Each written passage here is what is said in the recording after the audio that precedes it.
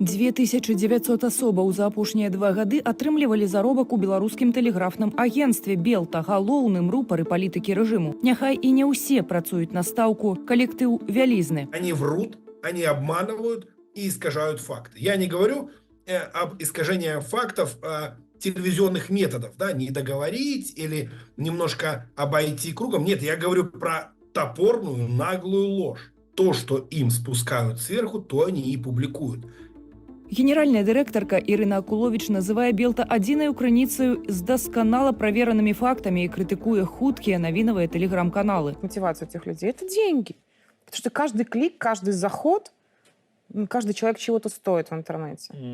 Кто-то чуть дороже, кто-то чуть дешевле, причем, к сожалению, как ни странно, это легко просчитывается. Гэта кажа прапагандыстка, заробак якой дасягае 7000 рублёў за месяц. У разліковым лістку, напрыклад, за сакавік мінулага года апроч акладу бачым таксама матэрыяльную дапамогу 1300 і прэмію без малога 2000 рублёў. Мы прааналізавалі атрыманую ад кіберпартызанаў бухгалтарскую дакументацыю агенцтва і вылучылі прапагандыстаў, якія зарабляюць найбольш. А ад аб'яднання былых сілавікоў «Белпол» атрымалі і звесткі пра маёмасць топ-белтаўцаў. Першае месца за Еўгенам Ваньшыным з аддзелу асвятлення дзейнасці Лукашэнкі. Летась ягоны месячны заробак быў каля 9000 рублёў. Аператар гэтак званага прэзідэнцкага пулу мае таксама кватэру ў Менску плошчаю 63 метры. А гэта ягоны калега Уладзімир Матвеев. Каждый день работаю с главой государства. Летась зарабляў до 8000 рублёў, мае кватэру 75 метраў і лецішча ў чыстых прудах каля Менску. У сацыяльных сетках Матвеева і ягонай калегі ды жонкі Надзеі несканчальнае свята жыцця.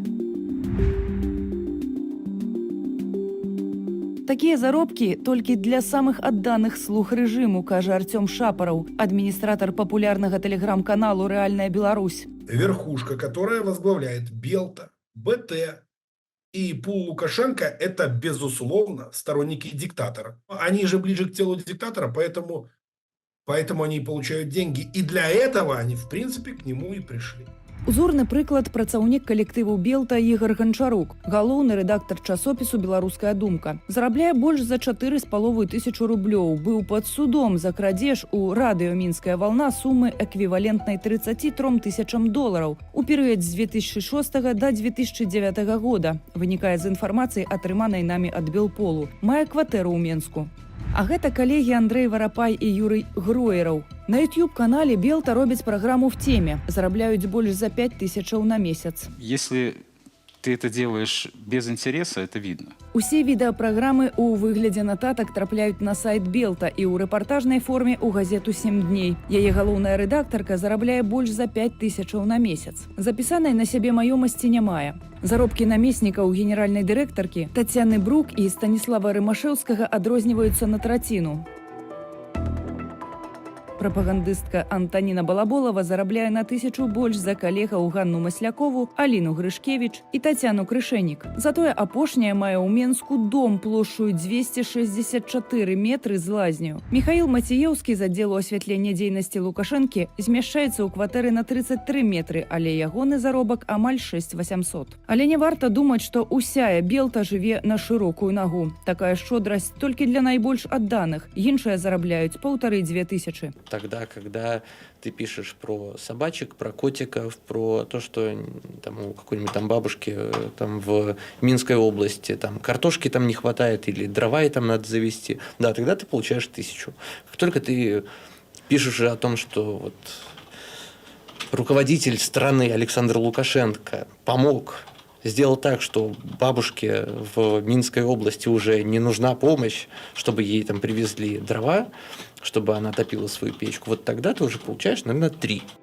У 2020 годзе большасць з іх выбралі, з кім застацца, хоць шмат хто ў калектыве задумваўся пра звальненне. У всех свои какие-то были причины. Как я говорю, как в любой госструктуре, эти люди остались там. Их силовики называют ждунами. И я думаю, что не дождутся.